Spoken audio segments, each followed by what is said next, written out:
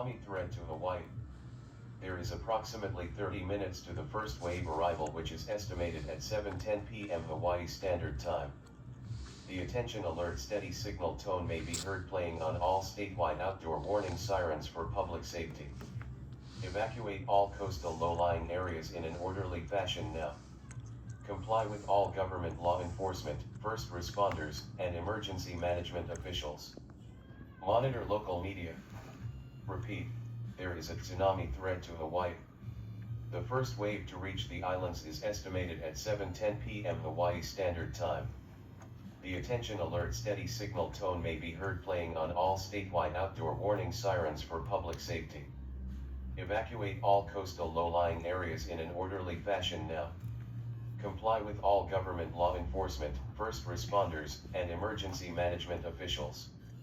Monitor local media. Sent by the Hawaii Emergency Management Agency.